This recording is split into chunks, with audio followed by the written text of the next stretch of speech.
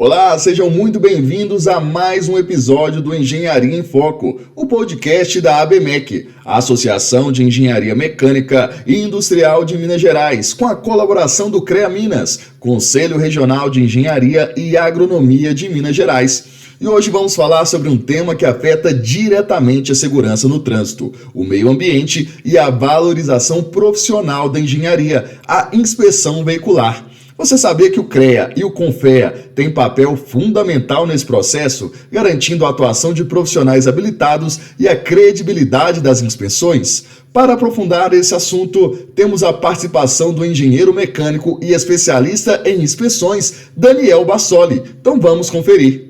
Olá, tudo bem? Me chamo Ronaldo Bandeira, sou engenheiro mecânico, presidente da ABMEC. Hoje nós estamos em mais um episódio do podcast Engenharia em Foco. Hoje nosso assunto será inspeção veicular. Nós estaremos profissional para falar de toda a área da inspeção veicular. Está conosco hoje presente, Flávio. Bem-vindo a todos, eu sou Flávio de Deus, engenheiro mecânico e vice-presidente da ABMEC. Daniel. Bom, Daniel, gostaria que você se apresentasse, primeiro te agradecer a sua presença. Gostaria que você falasse sobre a inspeção veicular, como ela deve ser feita, as vantagens, a periodicidade. Isso é importante para que nós, profissionais da área de engenharia, ou quem já está acostumado a fazer esse tipo de inspeção, ou também, por exemplo, um engenheiro recém-formado que gostaria de entrar nessa área. Então, mais uma vez, muito obrigado, fique à vontade. Pessoal, eu que agradeço a possibilidade de participar desse podcast aqui com vocês. Eu sou Daniel Bassoli, eu sou engenheiro mecânico, faço parte também lá da ABMEC, Minas Gerais. Eu sou diretor executivo da MSV, Associação Mineira da Segurança Veicular, e da FENIV, que é a Federação Nacional da Inspeção Veicular. Inspeção é um tema que no Brasil ele apareceu na época lá do Código de Trânsito Brasileiro, né, que é um código bastante moderno, e ele prevê em vários pontos a necessidade de fazer inspeção veicular, né? Então você perguntou que tipo, né, onde é que existe inspeção veicular. O primeiro dos artigos que trata é da inspeção periódica, que em diversos países ela acontece para poder criar a cultura da manutenção da frota. Então você faz a inspeção para poder verificar defeitos. O veículo ele é consertado, né? Você faz a manutenção para você poder evitar a falha mecânica. O veículo depois não ficar parado no meio do congestionamento, quebrado, né? Não sofrer nenhum tipo de acidente. Então essa inspeção da frota não está ainda regulamentada no Brasil. Você tem um outro artigo que trata de veículo modificado. Então qualquer tipo de veículo dentro do rol, né, de uma lista de modificações que você pode fazer, esse veículo ele tem que ser modificado e passar por uma inspeção para que você consiga, né, verificar o atendimento dessa modificação, né, das regras, e além de freios, além né, dos componentes de segurança do veículo. Mas que tipo de veículo modificado aí que seria um exemplo? Por exemplo, você tem um caminhão, o seu caminhão ele tem uma carroceria aberta e você quer colocar uma carroceria fechada, por exemplo. Isso é uma modificação que está prevista. De van, por exemplo, que é de carga, você pode passar para passageiros, também entra nesse item? Entra também, né? Então tem uma resolução do CONTRAN que ela te traz uma lista de tudo que pode ser modificado, né? E você passar de carga para passageiro é uma das possibilidades. Mas você está falando então nessa segunda aí que esses veículos modificados, e é obrigatório assim, em relação à periodicidade. O modificado você só vai fazer inspeção quando você for trocar a carroceria, por exemplo. Quando você for rebaixar o veículo, quando você for colocar um dispositivo de segurança para o basculante, por exemplo. Você só faz a inspeção no momento que você quer regularizar aquela modificação. Você faz uma vez só, né? Uma vez só. Da inspeção, sim. Isso, exatamente. E quais os veículos automotivos que realmente precisam da inspeção? Um exemplo, sei lá, um caminhão, um ônibus. Quais os veículos são obrigatoriamente necessários fazer inspeção veicular? Então você tem esse caso do modificado, tem o caso que a gente falou da periódica, que aqui no Brasil não existe, né? Existe no mundo inteiro, aqui ainda não. Você tem o caso, por exemplo, da motocicleta. A motocicleta para levar carga está previsto no Código de Trânsito que tem que ter inspeção semestral. E o escolar também. São os casos que estão previstos aí no Código de Trânsito. Escolar é semestral. E no caso, vamos supor que essa fiscalização, principalmente nós estamos trabalhando em escolar com crianças, adolescentes, ou talvez adultos aí, vamos supor que é parado numa blitz, né? Como é que o guarda ali de trânsito, ou também no caso, a prefeitura, ali, o guarda municipal, encara, se ele chega e faz a vistoria, o que ele pede ao condutor desse veículo? Qual a documentação para saber se ele está de acordo com a legislação? O veículo escolar ele tem que passar por uma inspeção semestral, né? Então, a inspeção é um dos requisitos para o município, para o estado conceder uma habilitação para o veículo circular. É uma autorização, na verdade, né? Então, essa autorização, quando ela é concedida, pelo atendimento dos requisitos, ela tem que ser afixada dentro do veículo. Você tem estados, por exemplo, igual Minas Gerais, que a regulamentação ela não está muito clara, de fato, como que acontece isso, né? Mas o Código de Trânsito ele fala que você tem que colocar essa autorização fixada dentro do veículo. Então, a polícia tem que entrar e tem que verificar. Aí eu fiz uma verificação, né, curiosidade. Lei, cada cidade tem sua lei. Existe uma base, a partir de um princípio. Eu vejo que tem cidade que exige câmera, cidade que não exige. Como é que funciona isso? É regulado de acordo com cada cidade? Na sua opinião, é a melhor situação? Esse é um assunto complicado, né? Porque a câmera, por exemplo, a câmera monitor ou algum dispositivo de visão indireta é obrigatório. Tem uma resolução do CONTRAN que fala que o veículo escolar tem que ter esse dispositivo. Isso é para evitar que você está no escolar e no momento que você vai arrancar, o menino está na frente do veículo, ou você vai dar ré, o menino está atrás do veículo, né? É obrigado a ter. Então tem regulamentação que é federal, está previsto, por exemplo, no Código de Trânsito, ou está previsto em alguma resolução do CONTRAN que trate de escolares, mas o município ele pode ser mais severo. Então ele pode criar uma regulamentação para deixar o escolar mais seguro ainda, e nunca ao contrário. Exige, faz isso. Às vezes o município coloca acima mais do que está pedindo, pode, né? A gente conhece municípios que têm regulamentação, por exemplo, abertura de vidro. Isso. Entendi. Agora, como é que essa inspeção ela é realizada assim, na própria rua, em empresas credenciadas? Como é que essa inspeção local dela e como ela é feita? Essa é uma outra pergunta interessante, porque você tem os diversos tipos de inspeção. Então tem aquelas que estão previstas no Código de Trânsito que elas são compulsórias, né? Além disso tem outros tipos. Então a gente até estava falando aqui em off, além da inspeção que está prevista no Código de Trânsito, você tem inspeção do veículo e do equipamento para transporte de produtos perigosos. Isso é uma regulamentação da NTT e do Inmetro. Tem também o veículo sinistrado, né? De alguma forma tem a ver com o artigo 106 lá do Código de Trânsito, mas tem uma resolução do CONTRAN específica para o veículo sinistrado. Todas aquelas que são compulsórias, né, que são obrigatórias, o veículo modificado, o veículo para transporte de PP, o equipamento, né, para transporte de produto perigoso, que é um tanque para carregar combustível, por exemplo, tem que ser feito dentro de uma instituição técnica licenciada pela Senatran, né? E quando é o caso do PP, você tem uma acreditação do Inmetro. Para a Senatran também tem, é um requisito para licenciar a empresa, justamente uma acreditação pelo Inmetro, mas para o PP só Inmetro, o organismo de inspeção acreditado, né? E aí é só uma oportunidade aqui da gente falar dessas empresas, que são empresas que elas têm um posto fixo, tem um responsável técnico, engenheiro mecânico, você tem um corpo técnico formado por técnicos com registro, né? É uma empresa registrada no CREA, e aí tem equipamentos específicos seguindo normas e seguindo requisitos aí do Inmetro. Entendi, mas nessas inspeções, dá alguns exemplos, o que eles verificam num veículo automotivo ali, na hora da inspeção?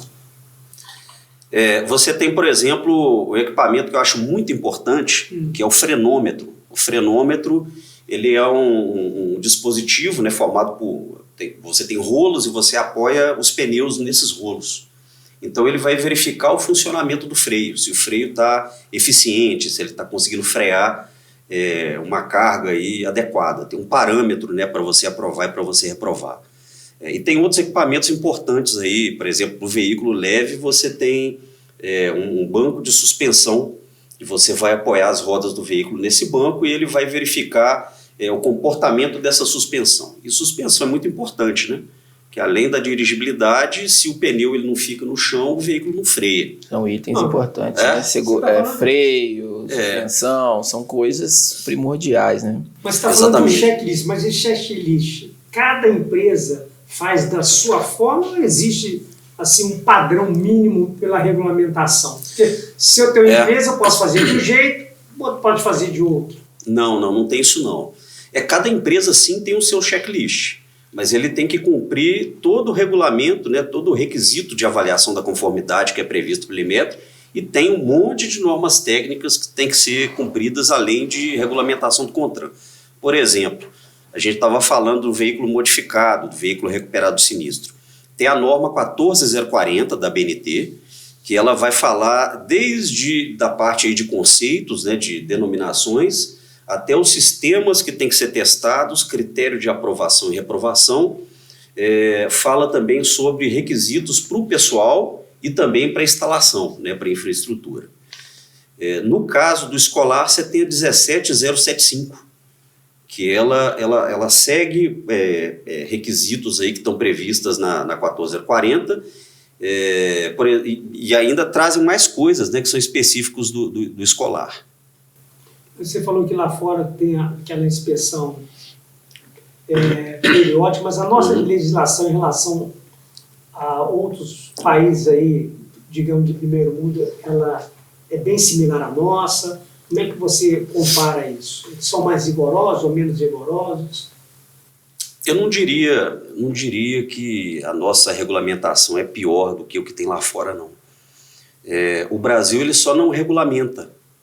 Então você tem, por exemplo, um artigo que fala, isso lá de 97, do Código de Trânsito, fala que a inspeção ela tem que passar por uma inspeção periódica para verificar as condições de segurança, né, da frota.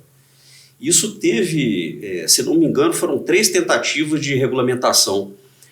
A última tentativa foi em 2017, e essa regulamentação está suspensa até hoje.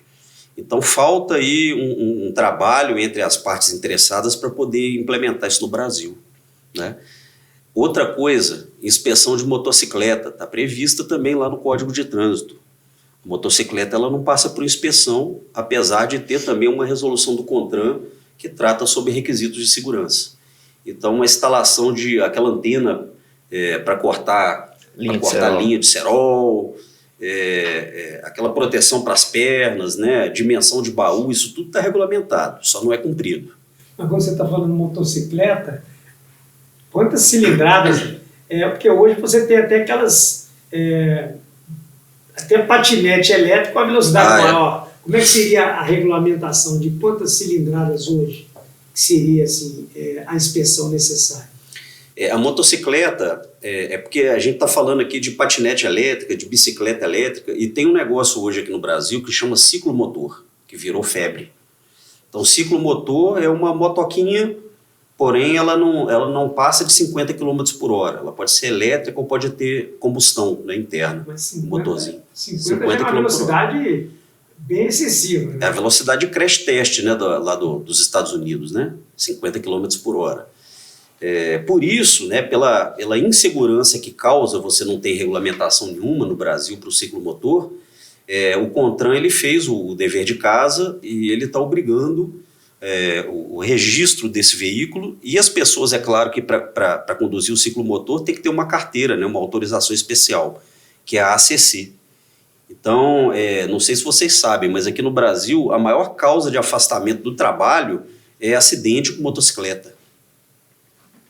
Olha só que É loucura. impressionante. E aí você tem ainda ciclomotores sendo guiados por pessoas que não têm, às vezes, a habilidade, não têm o treinamento, né? Essas bicicletas aí que eles adaptam o motor nela, combustão, ela entra no ciclomotor, porque como é que vai medir essa velocidade?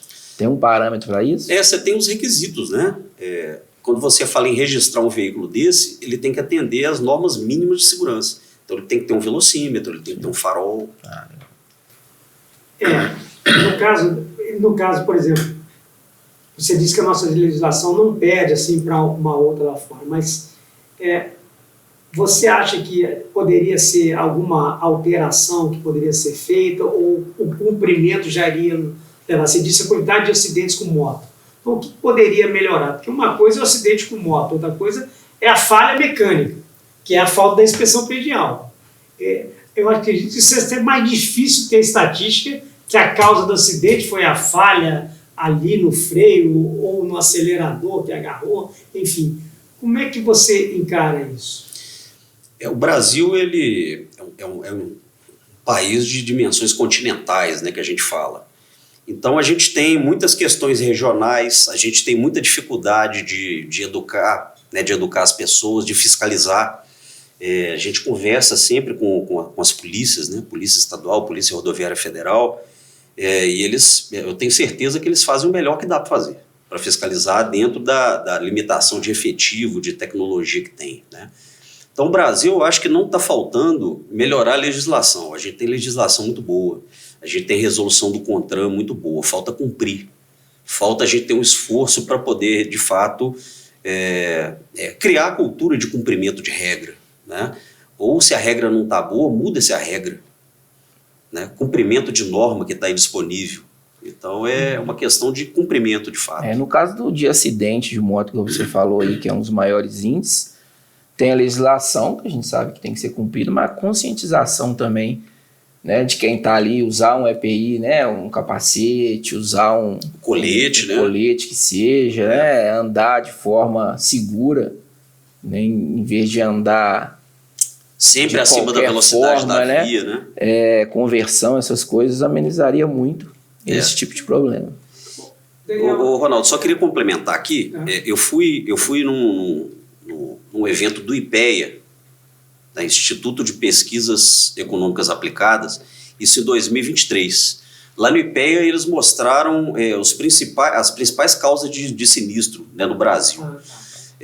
As 5 primeiras causas são comportamentais: excesso de velocidade, falta de atenção, bebida. E a 5ª causa, que também é comportamental, é falha mecânica. Que a falha mecânica ela é causada por um problema comportamental, né? Por quê? Porque você não faz manutenção, você não cuida do veículo, é comportamental, claro. Então, a Polícia Rodoviária Federal, que tem, segundo o IPEA, a melhor base de dados aí, estatísticos sobre sinistro, ela fala que cerca de 6%, 7%, 5% está causado por falha mecânica. E isso com toda a dificuldade que eles têm de chegar até o local para poder ver de fato qual que é a causa, né? Porque muitos sinistros não tem ali o boletim de ocorrência e não conseguem verificar a causa dele de fato. Você, assim, como diretor executivo lá da Federação Nacional, você podia falar, assim, quais são as falhas mais comuns nessas inspeções prediais, o que realmente... Inspeções veiculares. Desculpa. O que você encontra mais ali de não conformidades nos veículos? Essa é uma outra pergunta interessante, né? Aí vai depender muito do veículo. Por exemplo, a inspeção GNV, que a gente acabou aqui não comentando, né? Porque são muitos assuntos. Inspeção GNV, que é uma das possibilidades e tem periodicidade, né? A cada ano, o veículo que tem o GNV instalado tem que passar pela inspeção. O GNV você tem, obviamente, muitas não conformidades relacionadas à instalação do cilindro, a um vazamento, a má conservação do cilindro. Mas eu chamo a atenção, né, em geral, a gente tem uma estatística aí bastante recente, de organismo de inspeção do Brasil inteiro. Você tem muitos problemas com o sistema de iluminação e sinalização.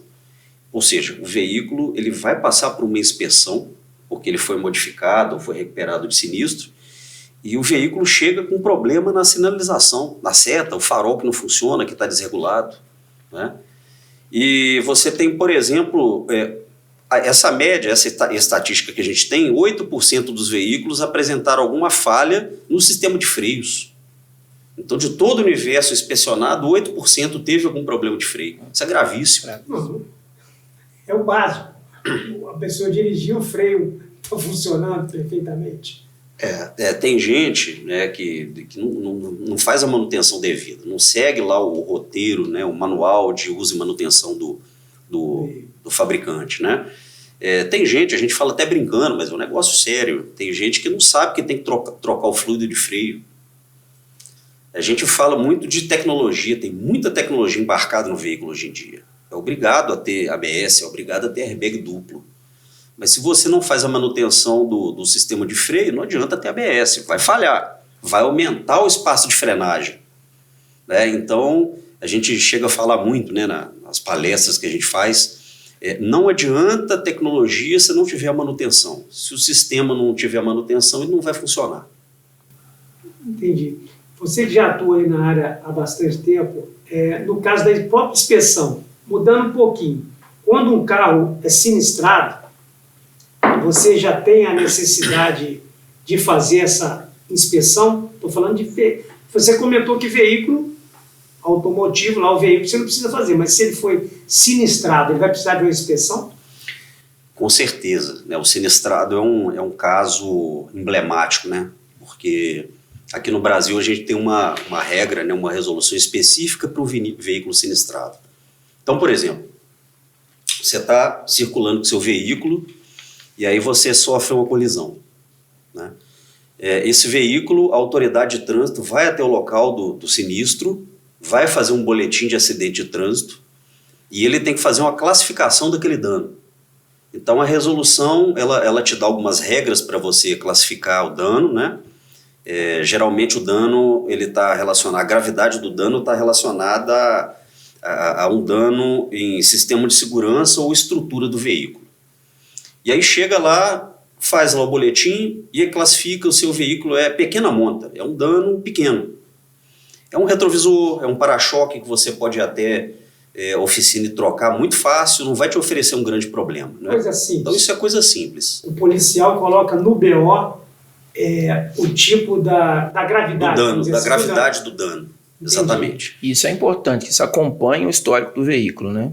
Você que vai comprar esse veículo, você vai saber se ele teve algum tipo de problema a partir desse BO, a partir desse registro. Isso, é importante ter o histórico registro no sistema dele.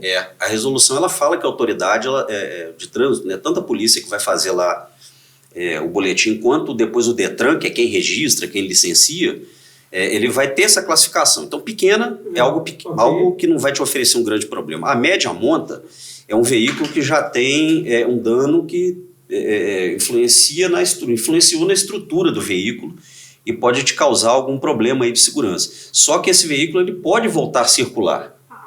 De média monta, ele pode voltar. Ele vai ter uma restrição administrativa, ele vai poder recuperar o veículo e aí ele tem que fazer uma inspeção numa ITL, no organismo de inspeção, para poder, depois que ele for aprovado, retirar a restrição administrativa e voltar a circular normalmente. E aí, se tem a pequena e a média, tem a grande.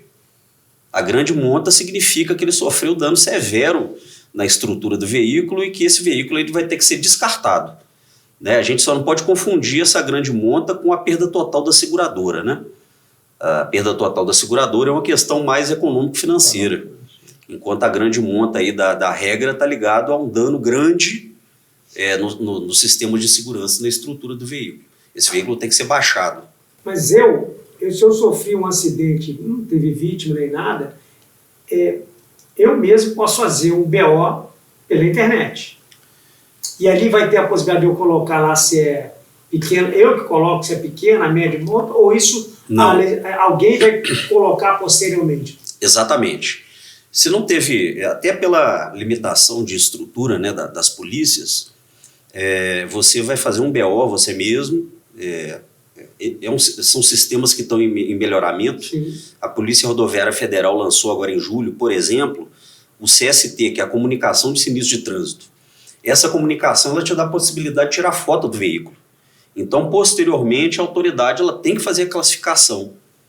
Né? Não teve vítima, Você fez o BO e alguém tem que fazer a classificação depois. Por quê?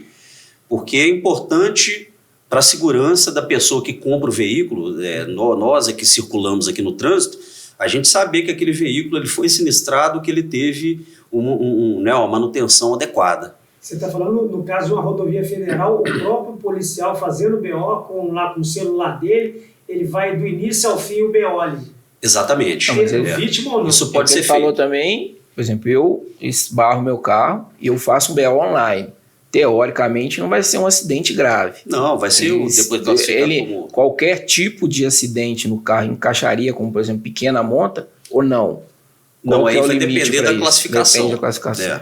Vai depender da classificação feita pela autoridade. Sim. Pode ser que você não concorde com a classificação que foi feita, né, pelo policial lá na hora.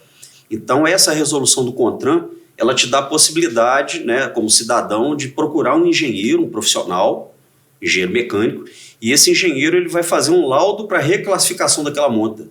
Então, se ele for grande monta, você não concordar, pode ser que o policial ele chegou lá no local do acidente, está chovendo, está escuro, ele não conseguiu de fato verificar, mas ele pode chamar o engenheiro vai apontar, não, isso aqui não é grande monta. Segundo a regra da resolução, isso aqui é uma média monta. E aí, aquele processo que eu falei, o veículo vai ter uma restrição administrativa, ele vai consertar, ele vai passar pela inspeção, se tiver tudo ok, ele pode voltar a circular. E esse laudo que esse engenheiro vai fazer, e ele tem que ser ITL? Como é que funciona? Ele pode fazer um laudo. O laudo de reenquadramento da monta é feito por um profissional, nós aqui, engenheiros mecânicos. A ITL tem o papel de fazer a inspeção, que é aquela regulamentada pela Senatran, para fazer o veículo com restrição de média monta voltar para a circulação. Teoricamente, você tem que fazer os dois. Se você quiser reclassificar, você vai pegar um engenheiro mecânico e reclassificar para média, se for o caso, e levar uma ITL para liberar para rodar. Exatamente. Isso mesmo. Agora você falou um negócio interessante, não confundir, quando a perda é de grande monta, não confundir com o seguro. Existe estatística no Brasil, por exemplo, o ano passado, este ano, veículos com pequena, média e grande, assim, a de grande que nós estamos falando dela, assim, por ano, ou em Minas, você tem alguma estatística, em Minas Gerais, por exemplo, quantos veículos foram sinistrados e deu grande monta? Esse é um assunto polêmico, né?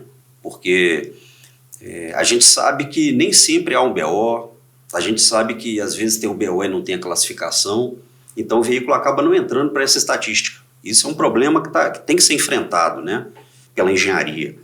E aqui tem estados aqui no Brasil que não tem sequer um veículo com restrição de média monta. Então basta a gente entrar lá no site da Senatran, tem os dados abertos e a gente consegue ver restrição administrativa, né? Eles até não abrem com média, pequena, grande monta não, mas você pode pedir lá para a Senatran. Então tem estados que não tem nenhuma restrição média monta. Aqui em Minas Gerais a gente tem aí uma média se não me engano, 40 mil, 50 mil veículos média monta. Média monta. É um valor muito pequeno, né?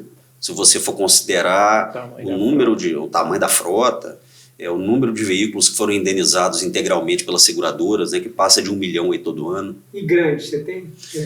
Grande eu posso dizer para você que é zero, praticamente zero, né? Não tem classificação de veículo grande monta. Muito raro. Tá, mas, por exemplo, o que o proprietário de um veículo, quando ele se acidenta, o que você entende, né, para todos aqui, independente de engenheiro, você proprietário, quando você sofre um acidente, independente como deve ser feito o processo normal para que você, como cidadão, faça correto? Essa é uma questão muito interessante, porque às vezes a gente quer dar uma desperto, né? Então sofre o sinistro, você não comunica, não tem BO, não tem classificação de monta, mas o correto é você fazer o boletim de ocorrência. Esse carro posteriormente, voltando para a circulação, ele tem que ter, claro, o conserto bem feito, mas a seguradora, se não houve BO, ela tem que cobrar, né, que esse veículo ele seja classificado corretamente para ele poder voltar em circulação com segurança. E para aquele que vai comprar o veículo, ele tenha consciência que aquele veículo ele foi fruto de um sinistro, que não tem problema algum. Se o reparo foi bem feito, não é algo que tem que demeritar o veículo, não. Né? Mas a pessoa que compra, ela tem que saber exatamente o que ela está comprando. Não, desculpa, mas qual que é o procedimento? É fazer o BO, inclusive... Faz o BO. O tipo de monta que ele teve. Pode ser que a polícia não classifique. Né? Por exemplo, a Polícia Rodoviária Federal, ela muitas vezes, quando não tem aí a vítima, ela não vai fazer o boletim de acidente. Então você, como cidadão, vai entrar lá e vai fazer o boletim e depois tem que cobrar essa classificação, porque é obrigação do órgão de trânsito. É o que a gente sabe que existe, né? A questão do cautelar depois. A pessoa tem a opção de fazer ou não. Se não tem nenhum histórico e no cautelar pegou... O cautelar é uma atividade interessante, mas ela não trabalha com base de dados oficial. Sim. Então é importante ter o boletim, a classificação, para que o veículo média-monta ele de fato esteja dentro da estatística. Né? O ideal, Ronaldo e Flávio, você tem dúvida, né, da procedência do seu veículo, leve no engenheiro, leve no profissional para você fazer um laudo. O profissional ele vai conseguir indicar se teve algum reparo, se tem algum problema estrutural no veículo. Mas uma coisa que me deixou preocupado, igual você disse, quando é de grande monta, se eu estou comprando um carro, pode ser que ele tenha sido, mas quando é grande monta, esse carro tem que ser sucateado a rigor. Isso. Né? Exatamente. Mas pelo jeito não está tendo o sucateamento dele, está voltando para o mercado. Ele pode ser sucateado se não tiver como voltar. Se tiver e quiser ser reclassificado, ele vai ser reclassificado. Ele vai voltar, for possível, né? Se for possível. Se o engenheiro avaliar que não tem dano estrutural, que foi avaliado errado pelo organismo de trânsito lá que fez o BO, você consegue voltar. Agora tem uns que não, aí vai para sucata mesmo. Não, mas ele está falando que não houve grande monta, né? Então, quer dizer, ele está voltando, ele não está sendo sucateado. Ou pode ser que na estatística não está ali porque ele foi para sucata. Não, todos voltaram. Porque se fosse classificado, estaria direto na sucata. Teria que baixar o chassi do veículo. Dele. Mas se não tem nenhum tipo de classificação, se não tem o BO, esse veículo que sofreu um dano severo, ele vai ser reparado e ele vai voltar para a circulação. Então, o risco aqui que todo mundo corre, de comprar um veículo que foi reparado, e às vezes o reparo ele não está adequado. Tá, mas vamos supor que eu não sei e comprei um carro desse. E aí, esse carro, eu teria algum problema para emplacamento, ou ter um seguro, alguma coisa desse tipo? O carro ele já vai estar emplacado, né? Se não tem nenhum tipo de restrição oficial, o Detran ele vai licenciar o seu veículo. Você vai pagar, ele vai licenciar. Só que pode ser que às vezes a seguradora não está sabendo e em alguma base de dados ela vai verificar que o veículo foi sinistrado e vai te negar a fazer o seguro, por exemplo. Ou o financiamento. Até o financiamento às vezes... Pode acontecer. Entendi. Hoje em dia a seguradora já até aceita o veículo sinistrado, só que ela já tem uma peculiaridade nelas lá, elas já fazem uma porcentagem do valor total. A gente já viu, Agora, você disse uma interessante, então qualquer carro, você falou, além que o Flávio falou, além daquela inspeção cautelar, você pega uma pessoa, um profissional experiente ou aquelas empresas que fazem essas inspeções, leve lá para você realmente estiver mais tranquilo, para você saber que aquele... Se houve, ele vai notar nessa inspeção mais meticulosa. Sim. Quando eu já trabalhei, né, bastante tempo com inspeção, né, diretamente lá na operação, como RT, naquela época a gente fazia muito isso. O cidadão procurava a gente e aí tínhamos lá toda a estrutura, né, específica para poder fazer, além da parte estrutural, de fazer verificação do sistema de freio, tudo aquilo que a gente já falou, né, que um organismo de inspeção tem. O profissional, o engenheiro mecânico, é a pessoa correta para poder, de fato, fazer um laudo que vai deixar a pessoa tranquila, né, o cidadão ali tranquilo. E, eventualmente, você vai buscar um histórico veicular, né? São bases, às vezes, não oficiais, mas vem informação de seguradora, de leilão. Em cima desse item aí, você acha que o CREA e o CONFEA podem fazer para para ajudar aí nessa reclassificação? O que pode ser feito, né? Esse segmento de sinistrado é algo que, com certeza, a engenharia vai ter um papel fundamental para a gente mudar o cenário de hoje. Então, como a gente falou aqui, é um número muito pequeno de veículos que são classificados com média monta. Então, nós, como técnicos, temos que demonstrar a importância do veículo ser corretamente classificado para depois ele ter a manutenção correta, e depois passar pela inspeção, passar pela inspeção para o veículo voltar seguro para a circulação, né? Então, eu acho que é um trabalho aí que a engenharia tem que encabeçar para poder mudar esse processo de hoje.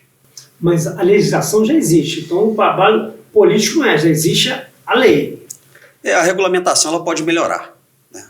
Tem questões aí dentro da legislação que a gente critica, então eu acho que o CONFEA ele pode entrar aí nessa jogada aí para poder melhorar, para deixar o processo mais seguro, mais fluido, mais automatizado. Uma coisa que a gente fala muito é a rastreabilidade, né? Você até falou questão de norma para inspeção, cada um pode fazer do seu jeito? Não, tem que cumprir regra, tem que cumprir norma. Nós, engenheiros, fazemos isso. Então, a normalização é algo muito importante para você garantir que o trabalho vai ser feito cumprindo todo o requisito que precisa, o resultado vai ser similar entre as diversas pessoas, né, que façam o trabalho. E a rastreabilidade é outro ponto essencial. Então, você tem que fazer um laudo em sistema, que depois você possa conseguir verificar se aquele documento que você tem em mãos ele é legítimo. Você consiga ver que... né? Seriedade na inspeção. Exato. O engenheiro que vai fazer isso, ele tem que ter ciência que é o nome dele que está ali. Então, ele tem que fazer de uma forma confiável, né? Que seja de uma forma séria. Esses carros, por exemplo, sinistrados, às vezes ele realmente, vamos supor que não foi recuperado, mas foi retirado partes que não foram danificadas no acidente. Existe esse mercado de peças que poderiam estar no mercado novamente e com segurança? Tem regulamentação para isso, né? Eu não sou um grande especialista nisso, eu cheguei a me meter nesses assuntos aí alguns anos atrás, né? Dentro lá da minha função, mas pode sim. Você tem lá os centros de reciclagem, você vai pegar esse veículo que vai ser baixado, por exemplo, vai recortar o chassi, vai fazer a baixa do veículo lá no Detran normalmente, e alguns componentes podem ser reaproveitados. Tem uma lista em regulamentação de componentes que você não pode reaproveitar. Por exemplo, um airbag, você não pode reaproveitar um airbag. Você não pode reaproveitar uma coluna de direção. Você não pode reaproveitar componentes do sistema de freio, né? Mas algum componente estrutural, estético, você pode sim reaproveitar e vai ter a rastreabilidade. Então, esse centro de reciclagem, ele vai fazer a marcação desse componente e vai colocar no mercado. Outra coisa, por exemplo, existem profissionais que já estão na área e profissionais de engenharia que desejam entrar para esse mercado, né? Você disse que tem a inspeção cautelar, que ela pode ser melhorada, né? Que no caso ela pode ser feita por um engenheiro, que ele vai ter assim, uma maior certeza do que ele está fazendo, e também ter essas empresas que fazem inspeções. Como é que você vê a oportunidade para esse novo engenheiro que saiu da faculdade, mas ele também não tem experiência em automóvel, ele fez tudo lá, às vezes o estágio dele nem foi na área da automotiva, mas ele quer. Existe algum curso, pelo treinamento, mestrado, pós-graduação, que ele queira entrar nesse mercado? Você tem hoje em dia engenharia automotiva, né? Então tem alguns cursos de engenharia automotiva. Dentro desse curso você tem uma cadeira que é inspeção veicular. Isso tanto curso técnico quanto curso superior mesmo, né? É um mercado muito incipiente no Brasil ainda. A gente estima que nem 2% da frota brasileira é inspecionada todo ano. E mesmo assim a gente tem cerca de 800 acreditações para fazer inspeção, tanto de modificados quanto de veículo recuperado de sinistro, para transporte de PP, né? E aí vocês imaginam que se a gente não faz nem 2%, se fizer 100% da frota, quantas empresas a gente teria no Brasil? 800 Brasil, isso? 800 Brasil, né? 800 estações.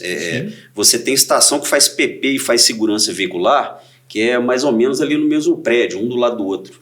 São mais de 500 instalações em geral. E isso para fazer uma parte da frota pequena. 2%. E não necessariamente inspeção periódica.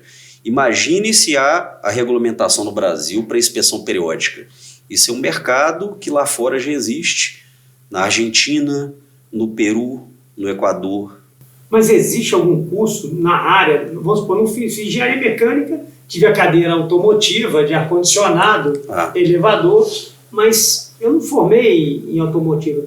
Você conhece, sabe de algum curso? Porque eu confesso a você aqui, eu não conheço, pode ser até que eu esteja enganado, mas existe algum curso para a pessoa? Fala para a inspeção, para entender o automóvel, depois vai para a inspeção?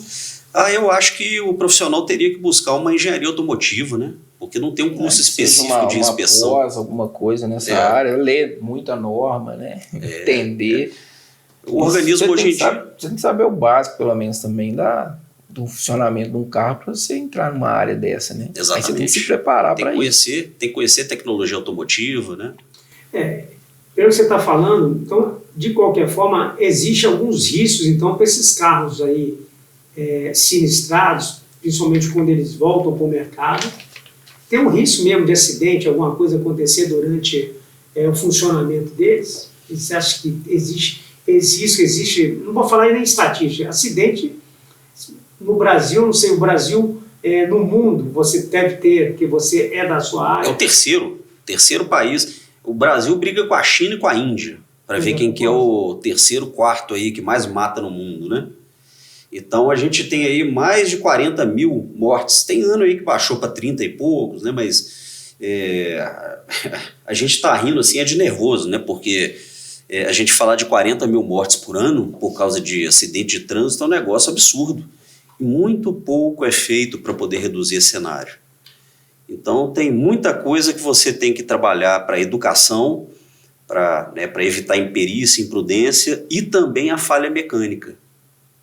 Então, evitando a falha mecânica, você já tem uma redução aí, expressiva no número de sinistros. E não só aquele sinistro que é causado pela falha mecânica em si, mas a falha mecânica que aumenta o espaço de frenagem, né? Uma folga no volante que vai atrapalhar a sua reação quando você tiver que desviar de um pedestre.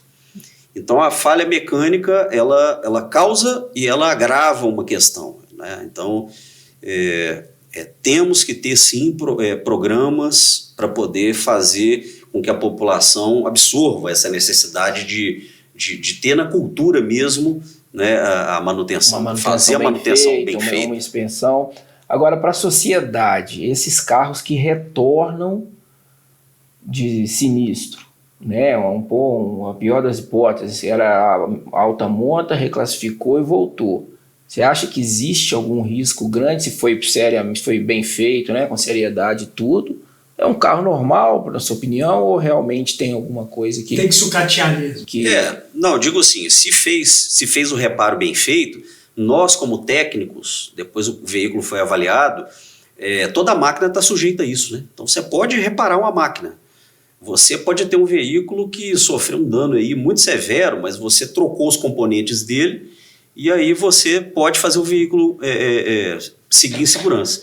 Muita coisa tem que ser ainda avançada aqui no Brasil, né? Por exemplo, lá em Portugal, o centro de inspeção, ele tem um medidor de geometria do veículo. Então, depois que recuperou, você coloca o veículo numa mesa e você vai verificar a geometria dele.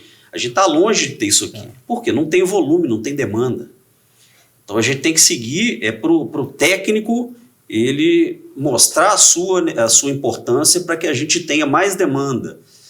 Não só pela questão de business, mas segurança. Tem lei, mas não é cobrada, né? Se for cobrado, vai ter demanda. Agora, olha só, eu me lembro, eu tenho quase certeza, eu sei que Minas Gerais não teve isso, mas se eu não me engano, em outro estado, por exemplo, veículo normal, veículo de passeio, ele no passado, em algum estado, tinha inspeção periódica nele. Isso é verdade? Tinha no passado inspeção periódica? Só para deixar bem claro aqui para quem está assistindo a gente, o Código de Trânsito ele obriga a inspeção periódica no artigo 104. O 104 ele é dividido em duas partes, segurança veicular e ambiental. O ambiental foi regulamentado em 2009. Que é saber Segurança veicular, não. Entendi. O escape, se o escape está indo bem para o ambiente, esse sim. Esse sim, Mas para que veículos? Para veículo leve, veículo pesado, motocicleta. A cidade que ela fizer um plano de controle de poluição veicular está de acordo com a resolução CONAMA 418. Ela fala que a cidade ela pode criar um plano de controle de poluição e pode usar a inspeção como ferramenta para fazer a frota fazer o quê? Manutenção. Então, em São Paulo teve. Se não me engano, em 2008 acabou o programa lá em São Paulo. Mas não só ambiental, o carro no todo. Nunca teve a inspeção do carro como um todo aqui no Brasil. Foi só ambiental em São Paulo. Era E ambiental. Rio de Janeiro fazia uma vistoria um pouco mais severa. Então, além de olhar os itens normais de uma vistoria, né, uma identificação veicular, algum indício de fraude, olhava também algum equipamento obrigatório, algum equipamento de segurança. Essas coisas também. Exato. Mas lá fora, o veículo automotivo, passeio, ele é obrigatório, inspeção anual, você sabe? Muitos países. Na Europa, desde 96, no Chile, desde 97, a Argentina, eu cheguei a conhecer algumas estações de inspeção lá também, tem muitos anos que tem um programa de inspeção na Argentina. Anual, bianual, aí depende muito, né, da regulamentação do país. Fora aí, como é que eles tratam a questão do veículo sinistrado? O sinistrado tem algo mais ou menos igual ao nosso, né? Mas tem país, por exemplo, Portugal, eu não sei ao certo, né? Aí vocês me perdoem, eu não dar a informação completa, mas em Portugal o veículo sinistrado ele passa por inspeção, ele tem um controle, né? E o veículo, quando ele tem, ele é classificado, aí deve ter algum tipo de classificação, ele é mandado para um organismo de inspeção para poder verificar também depois do conserto, né? Você acha que, por exemplo, isso aí no caso, quanto mais aumentar a manutenção, mais você vai ter engenheiros trabalhando. Você acha como a engenharia pode crescer, principalmente a engenharia mecânica, com essas inspeções periódicas obrigatórias? É através de regulamentação? Como é que isso, para virar realmente verdade mesmo, a inspeção, como é que poderia ser feito? A regulamentação, pelo que você falou, já tem. Já existe. Ela não é boa. A regulamentação que está hoje aí suspensa, ela não é boa, ela tem que melhorar. Mas para melhorar precisa de ter reunião das partes interessadas. Você tem que ter o interesse de quem regulamenta, de quem manda implementar, para poder debater o que é melhor para a sociedade. Porque é claro que tem que ser algo que não vai onerar o cidadão, né? Mas ninguém pensa que aqui no Brasil a gente gasta bilhões de reais por ano com acidente de trânsito. Vocês têm ideia do valor? O IPEA, a última vez que eu me lembro, fala de 130 bilhões por ano. 130 bilhões por ano. Enquanto o governo está aí congelando 1,4 bilhão para o ano que vem, né, de gasto. Então a gente está falando de 130 bilhões. Estamos falando de 40 mil mortes por ano no trânsito. Fora a subnotificação. Então, tinha que ter um debate mais amplo entre as partes interessadas, especialistas, o pessoal da saúde. Isso federal. Federal. Debater a implementação da inspeção. E que a inspeção ela seja implantada de forma escalonada, que seja primeiro educativo, que seja num preço baixo, talvez subsidiado pelo governo, por que não? Né, já foram feitos estudos aí que mostram que se você reduz um percentual de falha mecânica, você vai economizar com hospitalização, com polícia, né, tendo que ir até lá para poder fazer o BO. E aí esse valor que você economiza, você consegue pagar a inspeção para a população. Você que está lá na federação, você vê algum movimento em andamento? Zero. Isso porque a gente está numa década de redução de lesões, né, e mortes no trânsito. O Brasil é signatário, né, da ONU para esse movimento de redução. A gente tem a missão de reduzir 50% das mortes até 2030. O que a gente vê é todo ano uma repetição aí dos 30 e poucos e 40 mil mortes aí por ano. É muita coisa. Qual é a questão aí da chegada do carro elétrico Existe já alguma lei, existe alguma norma que já é mais específica para ele? Está em estudo ainda? Como é que está sendo essas inspeções de carro elétrico aí, com essa tecnologia, né? Inteligência artificial, essas coisas que estão chegando aí? Inspeção, a gente fala, né, que ela ainda está lá na época do Código de Trânsito, né? Tem muito ainda o que avançar. Está sendo debatido dentro do segmento várias questões relacionadas a armazenamento de dados em nuvem, ao uso de checklist eletrônico, né? Futuramente aí, a gente acredita que em breve vai ter inteligência artificial para ajudar no processo, para ver com as imagens, porque toda inspeção é filmada, né? Tem foto, tem registro. Então você pode usar a inteligência artificial para ajudar a achar defeitos, para achar falhas aí no processo, né? Então a engenharia tem um papel fundamental, né, de melhorar esses processos e de criar regras, por exemplo, para o elétrico. Hoje em dia não tem nenhuma regra específica para o elétrico. Tem estudos que a gente sabe, né, para inspeção, até de norma de fabricação, né, de requisito de fabricação de componente, certificações, mas é algo que ainda está em muito debate aqui no Brasil. Tanto elétrico quanto o veículo autônomo, né? Então são coisas ainda muito novas e a gente tem muito ainda a andar. Olha só, Daniel, eu gostaria, nesse nosso final, assim, alguma mensagem sua, o que você pensa assim, que poderia ser melhorado, a oportunidade para o engenheiro no Brasil, o que você pensa, então, a oportunidade para o engenheiro e o que acha que você pode ser melhorado, no que vocês podem fazer na federação? A federação tem trabalhado em várias linhas, né? Inclusive junto com o Confea, com a BMEC. A gente participa de diversos eventos, né? Eu estou tendo oportunidade aqui por causa dessa parceria que a gente sempre teve, né? Mas fora isso, a gente tem que buscar mais. Politicamente, a gente tem que fazer campanhas aí para valorizar o serviço do profissional dentro desse sistema da inspeção. Tem muito campo, tem muita resolução que não é cumprida. A gente tem que cobrar municípios, a gente tem que cobrar o Estado, tem que cobrar o poder público federal para regulamentar os assuntos, né? Para a gente ter normatização, para a gente ter cumprimento de resolução, para a gente ter rastreabilidade, né? Com certeza vai ter muito campo aí para o engenheiro trabalhar. A própria periódica que a gente acabou de falar, né? A gente vai saltar de 500 empresas para quantas empresas? 6 mil, 10 mil?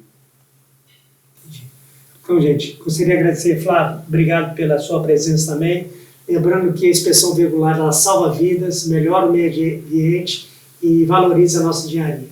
Muito obrigado, um abraço para todos. Obrigado, pessoal. Obrigado, Daniel, obrigado, Ronaldo aí. E falar aí, né, se gostou aí do episódio, compartilhe e siga aí nosso podcast. Acompanhe aí os próximos. Valeu. Muito obrigado.